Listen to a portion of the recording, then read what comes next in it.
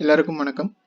இந்த வீடியோவில் பைத்தானில் ஃபங்க்ஷன்ஸ் அப்படிங்கிற கான்செப்டை எப்படி யூஸ் பண்ணுறது, ஃபங்க்ஷன்ஸ்னால் என்ன, அது எப்படிலாம் யூஸ் பண்ணலாம், அதை எப்படி நம்ம எழுதணும், அதை பற்றிலாம் இந்த வீடியோவில் பார்க்க போகிறோம்.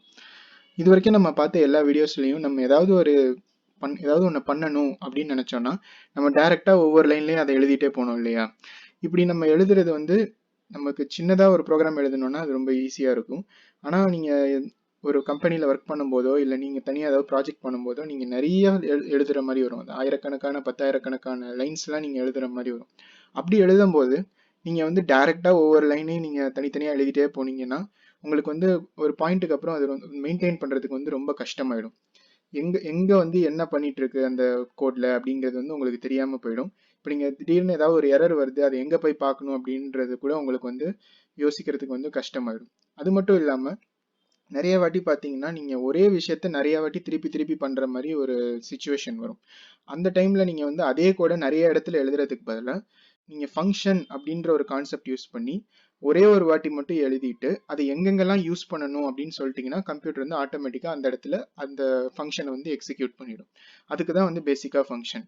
அதாவது ஒரு குரூப் ஆஃப் லைன்ஸை நீங்கள் ஃபங்க்ஷன் அப்படின்னு சொல்லி நீங்கள் கம்ப்யூட்டர் கிட்ட சொல்லிட்டு அதுக்கப்புறம் அந்த லைன்ஸ் எல்லாம் எங்கெங்கெல்லாம் நீங்கள் பண்ணணும் அப்படின்னு சொல்கிறீங்களோ அந்தந்த இடத்துலலாம் கம்ப்யூட்டர் உங்களுக்கு அதை பண்ணும். இப்போ அதுக்கு ஒரு எக்ஸாம்பிள் பார்க்கலாம். இப்போ நீங்கள் ஒரு நேமை பிரிண்ட் பண்ணணும் அப்படின்னு நினைக்கிறீங்கன்னு வச்சுக்கோங்க. இதே எக்ஸாம்பிள் தான் நம்ம எல்லா வீடியோஸ்லையும் பார்த்துருக்கோம். அதனால் அதே நான் கண்டினியூ பண்ணுறேன். நம்ம எப்படி பண்ணியிருக்கோம், பிரிண்ட் அப்படின்னு சொல்லி நீங்கள் என்ன நேம் பிரிண்ட் பண்ணணும் அப்படின்னு நினைக்கிறீங்களோ அதை டைரெக்டாக கொடுத்துருந்தோம். இப்போ நான் இதை ஃபங்க்ஷன் மூலியமாக பண்ணணும் அப்படின்னு நினைக்கிறேன். இப்போ இந்த ப்ரோக்ராம் நான் டேரெக்டாக ரன் பண்ணால் நம்மளுக்கு அவுட்புட் வரும். ஆனால் இதை நம்ம ஃபங்க்ஷன் மூலியமாக பண்ணணும் அப்படின்னு நினைக்கிறதுனால நான் என்ன பண்ணுறேன்னா ஃபஸ்ட்டு ஃபங்க்ஷன் எழுதுறதுக்கு பைத்தானில் டெஃப் அப்படின்னு ஒரு கீவேர்டை நம்ம யூஸ் பண்ணணும். டெஃப் அப்படின்றது டெஃபினிஷனுக்கு ஷார்ட்டு. இப்போ டெஃப் அப்படின்னு நீங்கள் போட்டோடனே கம்ப்யூட்டருக்கு என்ன தெரியும் அப்படின்னா, சரி இப்போ அவங்க ஃபங்க்ஷன் அப்படின்ற ஒரு கான்செப்டை யூஸ் பண்ண போகிறாங்க அப்படின்னு தெரியும் அதுக்கு. அதனால தான் நம்ம டெஃப் அப்படின்னு சொல்கிறோம். அதுக்கப்புறம் நம்ம வேரியபிள் எழுதும் போது எப்போதும் ஒரு வேரியபிளுக்கு நேம் கொடுப்போம் இல்லையா, அதே மாதிரியே நீங்கள் ஃபங்க்ஷன் எழுதும் போதும் ஃபங்க்ஷனுக்கும் ஒரு ப்ராப்பரான ஒரு நேம் கொடுக்கணும். இப்போ நான் என்ன கொடுக்குறேன்னா print name, print underscore name அப்படின்னு கொடுத்துக்கிறேன். இந்த அண்டர்ஸ்கோர் நீங்கள் போடணும் அப்படின்னு அவசியம் இல்லை, நீங்கள் பிரிண்ட் நேம்னு டேரெக்டாக கூட கொடுக்கலாம்.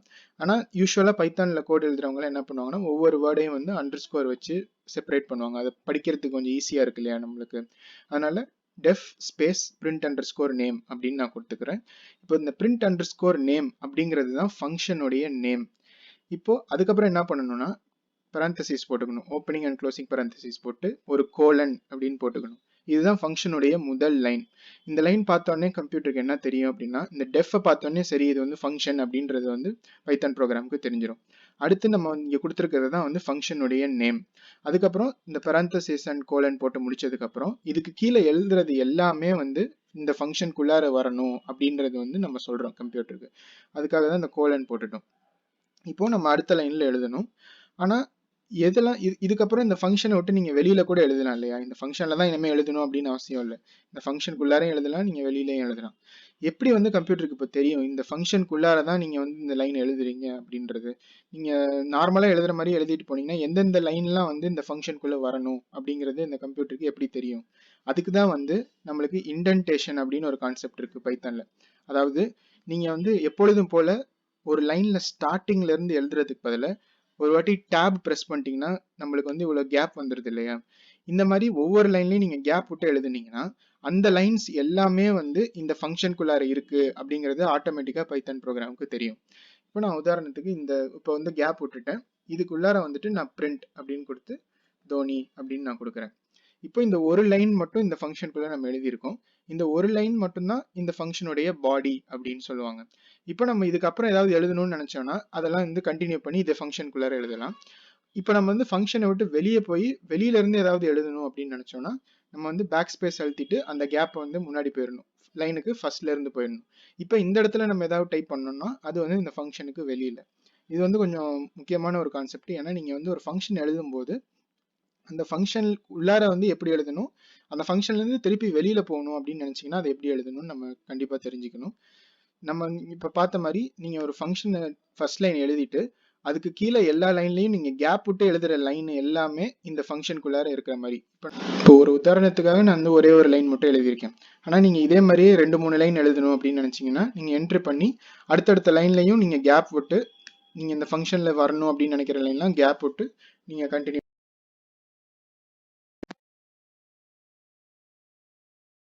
இந்த 2 பிரிண்ட் ஸ்டேட்மெண்ட்டுமே இந்த ஃபங்க்ஷனுக்குள்ளார தான் இருக்கு. இதுதான் வந்து ஒரு ஃபங்க்ஷன் அப்படின்ற ஒரு கான்செப்ட் நம்ம எப்படி எழுதுறது அப்படின்னு நம்ம பார்த்தோம். ஃபர்ஸ்ட் டெஃப் அப்படின்னு போட்டுக்கணும். அப்படி போட்டீங்கன்னா அதுதான் வந்து ஸ்டார்டிங் பாயிண்ட் ஒரு ஃபங்க்ஷனுக்கு. அதை பார்த்தோன்னே கம்ப்யூட்டருக்கு தெரியும், ஓகே இதுக்கப்புறம் வரது தான் வந்து ஒரு ஃபங்க்ஷன் அப்படிங்கிறது வந்து கம்ப்யூட்டருக்கு தெரியும். அதுக்கடுத்து நீங்கள் கொடுக்கறது தான் ஃபங்க்ஷனுடைய நேம். அதுக்கப்புறம் பேரந்தசிஸ் அண்ட் கோலன் போட்டுக்கணும். அதுக்கப்புறம் இந்த ஃபங்க்ஷனில் ஒரு டேப் ஸ்பேஸ் விட்டுட்டு அதுக்கப்புறம் நீங்கள் இந்த ஃபங்க்ஷனில் என்னென்னலாம் எழுதணும்னு நினைக்கிறீங்களோ அதெல்லாம் எழுதணும். ஓகே, இப்போ நான் வந்து இந்த சிம்பிளாக இருக்கணுன்றதுக்காக இந்த லைனை ரிமூவ் பண்ணிடுறேன்.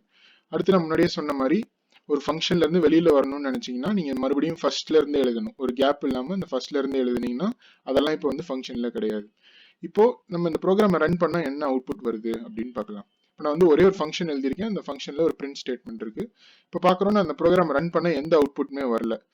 ஆனால் நம்ம இங்கே பிரிண்ட் தோனின்னு கொடுத்துருக்கோம் இல்லையா, அப்புறம் ஏன் வந்து இந்த பிரிண்ட் ஸ்டேட்மெண்ட் வரவே இல்லை, ஏன் இங்கே நம்மளுக்கு இங்கே தோனின்னு அவுட்புட் வரல அப்படின்னு பார்த்தீங்கன்னா அதுதான் வந்து ஃபங்க்ஷனுடைய ஒரு ஸ்பெஷாலிட்டி. என்னன்னா நம்ம வந்து ஒரு ஃபங்க்ஷன் அப்படின்னு சொல்லிட்டு அதுல என்ன பண்ணணும் அப்படின்னு நம்ம வந்து கம்ப்யூட்டருக்கு சொல்லிட்டோம்னா கம்ப்யூட்டர் வந்து ஜஸ்ட் அதை ஞாபகம் மட்டும் வச்சுக்கும், அதை இப்போதைக்கு பண்ணாது. அது வந்து இப்போ இந்த ஃபங்க்ஷனை பார்த்துருச்சு, பிரிண்ட் நேம்னு ஒரு ஃபங்க்ஷன் இருக்கு, ஓகே அந்த பிரிண்ட் நேம் ஃபங்க்ஷன்ல பிரிண்ட் தோனி அப்படின்னு கொடுத்துருக்காங்க அப்படின்றது வந்து கம்ப்யூட்டர் இப்போ பார்த்துட்டு அதை ஞாபகம் வச்சுக்கும். அடுத்து நம்ம எப்பயாவது இந்த ஃபங்க்ஷனை பண்ணு அப்படின்னு நம்ம கம்ப்யூட்டர் கிட்ட சொன்னோம்னா அப்போ மட்டும்தான் கம்ப்யூட்டர் வந்து அந்த ஃபங்க்ஷனை வந்து எக்ஸிக்யூட் பண்ணும். அது வரைக்கும் அந்த நம்ம இந்த ஃபங்க்ஷன்ல என்னென்ன இருக்கோமோ அதெல்லாம் நடக்காது. அதனாலதான் இப்போ இந்த ப்ரோக்ராம் நம்ம ரன் பண்ணோம்னா நம்மளுக்கு எந்த அவுட்புட்டுமே வரல. ஏன்னா இதுதான் ஃபங்க்ஷன் மட்டும்தான் நம்ம இப்போ சொல்லியிருக்கோம். ஆனால் இந்த ஃபங்க்ஷனை பண்ணு அப்படின்னு நம்ம வந்து கம்ப்யூட்டர் கிட்ட இன்னும் சொல்லவே இல்லை. அதை பண்றதுக்கு தான் நம்ம ஃபங்க்ஷன் கால் அப்படின்னு ஒரு கான்செப்டை யூஸ் பண்ணணும். ஃபங்க்ஷன் கால்னா என்னன்னா ஜஸ்ட் வந்து இந்த ஃபங்க்ஷனை பண்ணு அப்படின்னு நம்ம கம்ப்யூட்டருக்கு சொல்ற மாதிரி. அதை எப்படி பண்ணணும் அப்படின்னா இந்த ஃபங்க்ஷனுக்கு நேம் கொடுத்துருக்கீங்க இல்லையா, அந்த நேமை காப்பி பண்ணிட்டு அந்த எங்க வந்து நீங்க அந்த ஃபங்க்ஷனை கால் பண்ணணும், எங்க வந்து அந்த ஃபங்க்ஷனை நீ பண்ணு அப்படின்னு நீங்க கம்ப்யூட்டர் கிட்ட சொல்லணும்னு நினைக்கிறீங்களோ அந்த இடத்துல அந்த ஃபங்க்ஷன் நேம் எழுதிட்டு மறுபடியும் அந்த பேரந்தசிஸை போட்டுக்கணும். இப்படி போட்டீங்கன்னா என்ன அர்த்தம் அப்படின்னா இது மாதிரி ஒரு ஃபங்க்ஷன் நான் ஏற்கனவே உங்ககிட்ட சொல்லியிருக்கேன், அந்த ஃபங்க்ஷன் வந்து எனக்கு இப்போ பண்ணு அப்படின்னு நீங்க கம்ப்யூட்டர் கிட்ட சொல்றீங்க. அதுதான் வந்து இந்த லைனுக்கு இப்போ அதுதான் வந்து இந்த லைனோட மீனிங். இப்போ இந்த ப்ரோக்ராம் நான் ரன் பண்றேன், என்ன அவுட்புட் வருதுன்னு பார்ப்போம். இப்போ பார்க்குறோம் நம்மளுக்கு தோனின்னு அவுட்புட் வருது. இப்போ இந்த லைன் போட்டதுனால நம்மளுக்கு தோனின்னு வந்துச்சு. இந்த லைன் இல்லாத போது பார்த்தோம் நம்மளுக்கு எந்த அவுட்புட்டுமே வரல. அதான் முன்னாடியே சொன்ன மாதிரி இதுதான் வந்து ஃபங்க்ஷன் கால். அதாவது இந்த ஃபங்க்ஷனை ஃபர்ஸ்ட் பார்த்தோன்னே கம்ப்யூட்டர் வந்து இதை ஞாபகம் வச்சுக்கும். பிரிண்ட் நேம்னு ஒரு ஃபங்க்ஷன் இருக்கு, அதை வந்து எப்பயாவது பண்ண சொன்னாங்கன்னா தோனி அப்படின்னு பிரிண்ட் பண்ணணும் அப்படின்றத வந்து கம்ப்யூட்டர் ஞாபகம் வச்சுக்கிச்சு. அடுத்து கண்டினியூஸா அடுத்தடுத்த லைன் பார்த்துட்டே போகும். நம்ம வந்து இந்த லைன்ல என்ன சொல்லியிருக்கோம், இந்த பிரிண்ட் நேம்னு ஃபங்க்ஷனை பண்ணு அப்படின்னு சொல்றோம். அதனால இந்த ஃபங்க்ஷனுக்குள்ள இருக்கிற பிரிண்ட் தோனி நடந்து நம்மளுக்கு வந்து இங்க தோனி அப்படின்னு பிரிண்ட் ஆயிருக்கு. இப்போ இந்த ஆர்டர் வந்து கரெக்டா எப்படி நடந்திருக்கு அப்படின்னு காமிக்கிறதுக்காக நான் இந்த இடத்துல வந்து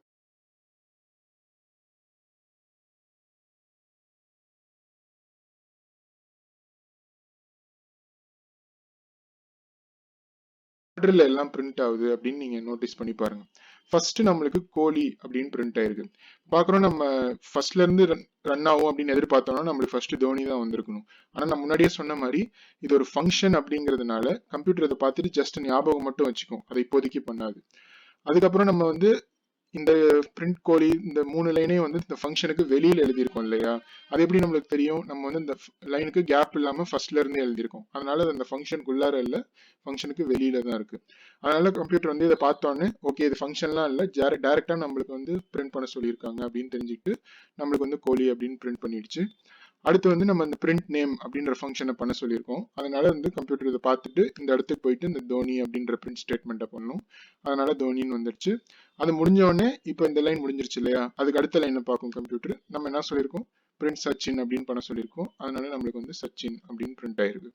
இதுதான் வந்து பேசிக்கா ஒரு ஃபங்க்ஷன் எழுதி ஒரு ஃபங்க்ஷன் எப்படி கால் பண்றது அப்படிங்கிறதுக்கு நம்ம தெரிஞ்சுக்க வேண்டிய விஷயம். அடுத்து இப்போ இந்த ஃபங்க்ஷன்ஸ் எல்லாம் வந்து கொஞ்சம் எக்ஸ்ட்ராவா நம்ம ஏதாவது பண்ணணும்னு நினைக்கிறோம்னு வச்சுக்கோங்க. இப்போ இந்த ஃபங்க்ஷன்ல பார்க்குறோம், நம்ம ஜஸ்ட் வந்து பிரிண்ட் ஸ்டேட்மெண்ட் மட்டும் தான் போட்டிருக்கோம். ஆனால் ஃபங்க்ஷன் வந்து இதுக்கு மட்டும்தான் இல்லை. அதாவது நீங்க 4-5 லைனை மட்டும் வந்து ஒரு ஃபங்க்ஷன்ல போட்டுக்கணும் அப்படின்னு அவசியம் இல்லை. நீங்க வந்து ஒரு ஃபங்க்ஷனுக்கு வந்து இன்ஃபர்மேஷனை வந்து பாஸ் பண்ணலாம். இப்போ இந்த இந்த ஃபங்க்ஷன்ல பார்க்குறோம், நம்ம வந்து இந்த எந்த இன்ஃபர்மேஷனுமே இந்த ஃபங்க்ஷனுக்கு பாஸ் பண்ணல. எப்பயாவது நம்ம இந்த ஃபங்க்ஷனை பண்ணு அப்படின்னு சொன்னோம்னா அது வந்து ஒரே இதை தான் பண்ணும், தோனி அப்படின்றத மட்டும் தான் பிரிண்ட் பண்ணும். ஆனால் நம்ம இப்போ என்ன பண்ணோம் அப்படின்னு நினைக்கிறோம்னா, இந்த ஃபங்க்ஷனுக்கு வந்து ஒரு நேமை வந்து நம்ம பாஸ் பண்ணணும் அப்படின்னு நினைக்கிறோம். அந்த நேமை தான் வந்து அந்த ஃபங்க்ஷன் பிரிண்ட் பண்ணணும். எப்பொழுதுமே தோனி அப்படின்னு பிரிண்ட் பண்ணக்கூடாது. என்ன நேமை நீங்க பிரிண்ட் பண்ண சொல்றீங்களோ அந்த நேமை மட்டும் அது கரெக்டா பிரிண்ட் பண்ணணும் அப்படின்னு நீங்க நினைக்கிறீங்க. அதை எப்படி பண்ணலாம் அப்படின்னா, இந்த பெரந்தசிஸ் போட்டிருக்கீங்க இல்லையா, இதுக்குள்ளார நீங்க ஏதாவது வேரியபிள்ஸை கொடுத்துக்கலாம். உதாரணத்துக்கு இந்த ஃபங்க்ஷனை எப்பயாவது நீங்க கால் பண்ணும்போது ஒரு நேம் வந்து கொடுப்போம் அப்படின்னு நீங்க வந்து கம்ப்யூட்டருக்கு இப்ப தெரியப்படுத்துறீங்க. அந்த நேமை வந்து நீ பிரிண்ட் பண்ணு அப்படின்னு நீங்க சொல்லலாம். பிளஸ் நேம் அப்படின்னு கொடுக்குறேன். இந்த லைன்ஸ் எல்லாம் பார்த்தோன்னே கம்ப்யூட்டருக்கு என்ன தெரியும் அப்படின்னா, அதே மாதிரியே பிரிண்ட் நேம் அப்படிங்கிறது ஒரு ஃபங்க்ஷன். ஆனா இந்த வாட்டி இந்த ஃபங்க்ஷனை எப்பயாவது அவங்க கால் பண்ணாங்கன்னா, இந்த ஃபங்க்ஷனை பண்ணு அப்படின்னு அவங்க சொல்லும்போது எக்ஸ்ட்ராவா ஒரு நேம் இன்ஃபர்மேஷனை நம்மளுக்கு கொடுப்பாங்க அப்படின்றத வந்து கம்ப்யூட்டர் தெரிஞ்சுக்கும். அந்த நேமை வந்து நம்ம பிரிண்ட் பண்ணணும் இங்க அப்படின்றத வந்து இந்த பிரிண்ட் ஸ்டேட்மெண்ட் மூலியமா அது தெரிஞ்சுக்கும். இப்போ இந்த ஃபங்க்ஷனை பார்த்துடுச்சு. நம்ம வந்து இப்போ என்ன சொல்றோம்னா, இந்த ஃபங்க்ஷனை வந்து கால் பண்ண சொல்லியிருக்கோம் இல்லையா, ஆனா முன்னாடி மாதிரி இந்த பரந்தசிஸ் வந்து எம்டியா நம்ம விடக்கூடாது. ஏன்னா நம்ம வந்து ஒரு நேம் அப்படிங்கிற இன்ஃபர்மேஷனை நம்ம கொடுப்போம் அப்படின்னு சொல்லியிருக்கோம். அதனால நம்ம என்ன பண்ணலாம்,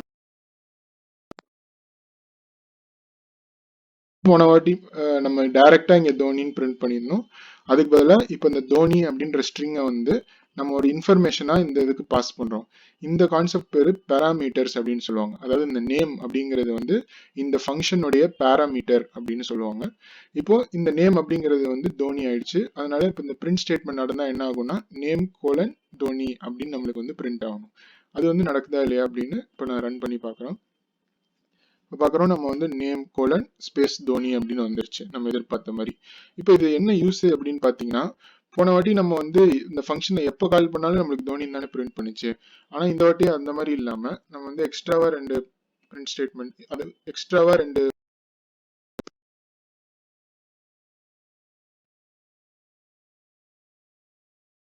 ஃபங்க்ஷன் கால் பண்ணியிருக்கேன். 3 வாட்டி இந்த ஃபங்க்ஷனை பண்ண சொல்லியிருக்கோம். ஆனால் ஒவ்வொரு வாட்டியும் வெவ்வேறு வேல்யூ நம்ம பாஸ் பண்ணியிருக்கோம் அந்த பேராமீட்டருக்கு. முதல் வாட்டி தோனி, அடுத்து கோலி, அப்புறம் சச்சின்னு பாஸ் பண்ணியிருக்கோம்.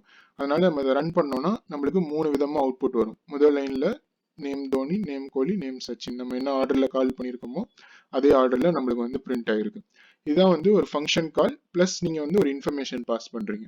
இப்போ இந்த இன்ஃபர்மேஷன் வந்து இந்த பேராமீட்டரில் ஸ்டோர் ஆயிருக்குன்னு சொன்னேன் இல்லையா, இது வந்து ஒரே ஒரு பேராமீட்டர் தான் இருக்கணும் அப்படின்னு அவசியம் இல்லை. இந்த எக்ஸாம்பிளில் வந்து நம்ம இந்த நேம் அப்படிங்கிற பேராமீட்டர் மட்டும் நம்ம பாஸ் பண்ணோம். இப்போ உதாரணத்துக்கு வந்து நீங்கள் எக்ஸ்ட்ராவா வந்து ஏஜையும் பாஸ் பண்ணணும் அப்படின்னு நினைக்கிறீங்கன்னு வச்சுக்கோங்க. கம்மா போட்டு நான் ஏஜ் அப்படின்னு போட்டுக்கிறேன். இப்போ வந்து நீங்கள் இந்த ஏஜ் அப்படிங்கிறதையும் நம்ம பிரிண்ட் பண்ணலாம். இதை எப்படி பண்ணலாம்னா, எக்ஸ்ட்ராவா ஒரு ப்ளஸ் போட்டு ஒரு ஃபுல் ஸ்டாப் வச்சுட்டு ஏஜ் அப்படின்னு கொடுத்து கோலன் கொடுத்து இந்த ஏஜையும் நம்ம வந்து பிரிண்ட் பண்ணலாம். இப்போ இந்த ஃபங்க்ஷன் வந்து பண்ணு அப்படின்னு நம்ம இந்த 3 இடத்துலையும் சொல்லியிருக்கோம். ஆனால் வந்து நம்ம நேமை மட்டும் தான் கொடுத்துருக்கோம் இல்லையா. ஆனால் இப்போ பாருங்க, நம்ம வந்து ஏஜையும் கொடுப்போம் அப்படின்னு நம்ம வந்து சொல்லியிருக்கோம். அதனால இந்த ஏஜையும் வந்து நம்ம இங்கே கொடுக்கணும். இப்போ ஒரு ஒரு பிளேயருக்கும் அவங்களோட ஏஜையும் நான் வந்து பாஸ் பண்ணுறேன். இப்போ கோலி 32 அப்படின்னு கொடுத்துட்டு, சச்சின் அப்படின்னு கொடுத்து 47 அப்படின்னு நான் கொடுத்துக்கிறேன். இப்போ நான் அதை ரன் பண்ணேன் அப்படின்னா நம்மளுக்கு வந்து எதிர்பார்க்குற அவுட்புட் வரணும். இப்போ பார்க்குறோம், நம்மளுக்கு வந்து எரர் வருது. ஓகே, இப்போ பார்த்தீங்கன்னா நம்மளுக்கு வந்து can't convert int object to string implicitly அப்படின்னு வருது. நம்ம பழைய வீடியோஸில் பார்த்த மாதிரி நம்ம வந்து ஒரு இன்டீஜர் வேல்யூவை டேரெக்டாக ஸ்ட்ரிங்காக மாற்ற முடியாது. இப்போ இங்கே பார்க்குறோம், நம்ம வந்து இன்டீஜரை பாஸ் பண்ணியிருக்கோம் இல்லையா பேராமீட்டரில். இப்போ இதை வந்து 2 விதமாக ஃபிக்ஸ் பண்ணலாம். முதல் விதம் என்னன்னா, இந்த நம்பரையும் வந்து ஸ்ட்ரிங்காக மாற்றிடலாம். அதாவது இந்த 39 அப்படின்னு இருக்கு இல்லையா, இதையும் வந்து நம்ம ஸ்ட்ரிங்காக மாற்றிட்டோம்னா இப்போ வந்து நம்மளுக்கு கரெக்டாக அவுட்புட் வரும். அப்படி பண்ணலாம். இல்லாட்டி நம்ம வந்து இங்கே ஏஜ் அப்படின்னு பிரிண்ட் பண்ணியிருக்கோம் இல்லையா, இந்த வேரியபிளை வந்து ஸ்ட்ரிங்காக மாற்றி நம்ம வந்து பிரிண்ட் பண்ணலாம். அதை எப்படி பண்ணலாம், நம்ம வந்து str அப்படின்னு ஒரு ஃபங்க்ஷன் இருக்கு. அந்த ஃபங்க்ஷனுக்கு வந்து அந்த இன்டீஜர் வேல்யூவை பாஸ் பண்ணோம்னா அது வந்து ஸ்ட்ரிங்காக மாறிடும். இப்போ இந்த ப்ரோக்ராம் ரன் பண்ணோம்னா எந்த எரரும் இல்லாமல் ரன் ஆகும். இப்போ பார்த்தீங்கன்னா நம்மளுக்கு மூணுமே கரெக்டான அவுட்புட், அதாவது எதிர்பார்க்குற அவுட்புட் வந்திருக்கு. நேமும் ஏஜும் கரெக்டாக வந்திருக்கு. நம்ம எங்கெங்கெல்லாம் ஃபங்க்ஷனை கால் பண்ணியிருக்கோமோ அந்த இடத்துல அந்த வேல்யூவை கொடுத்துருக்கோம். அந்த வேல்யூ கரெக்டாக அந்த ஃபங்க்ஷனுக்கு போயிட்டு நம்ம எப்படி பிரிண்ட் பண்ண சொல்லியிருக்கோமோ அந்த மாதிரி பிரிண்ட் ஆகுது. ஓகே, இதுதான் வந்து இந்த வீடியோவில் நான் சொல்ல வந்தது. நம்ம வந்து ஃபங்க்ஷன்ஸை பற்றி பார்த்தோம். எப்படி வந்து ஒரு ஃபங்க்ஷன் எழுதுறது, அந்த ஃபங்க்ஷனை வந்து எப்படி நம்ம கால் பண்ணுறது, அந்த ஃபங்க்ஷனை கால் பண்ணும்போது எக்ஸ்ட்ராவாக ஒரு இன்ஃபர்மேஷன், அதாவது எப்படி பேராமீட்டர்ஸ் அப்படிங்கிற கான்செப்டை ஃபங்க்ஷன்ஸில் யூஸ் பண்ணுறது, இதை பற்றிலாம் அந்த வீடியோஸில் பார்த்தோம். நீங்களும் இதை வந்து ப்ராக்டிஸ் பண்ணி பாருங்கள். 2-3 ஃபங்க்ஷன்ஸ் நீங்களே எழுதி பாருங்கள். 2 நம்பரை வாங்கி அந்த 2 நம்பரையும் ஆட் பண்ணி பிரிண்ட் பண்ணுறதுக்கு ஏதாவது இந்த மாதிரி நீங்களே வந்து யோசிச்சு 2-3 ஃபங்க்ஷன் எழுதி பார்த்தீங்கன்னா உங்களுக்கு இன்னும் நல்லாவே புரியும் இந்த கான்செப்ட். உங்களுக்கு ஏதாவது சந்தேகம் இருந்ததுன்னா கண்டிப்பாக கமெண்ட்ஸில் கேளுங்க, உங்களுக்கு நான் ஆன்சர் பண்ணுறேன். இந்த வீடியோ உங்களுக்கு பிடிச்சிருந்துச்சு, உங்களுக்கு பயனுள்ளதாக இருந்துச்சுன்னா மறக்காமல் லைக் பண்ணிவிடுங்க, சேனலுக்கும் சப்ஸ்கிரைப் பண்ணிக்கோங்க. இதே மாதிரி ஒரு புது கான்செப்டோட நெக்ஸ்ட் வீடியோவில் உங்களை பார்க்குறேன். பை.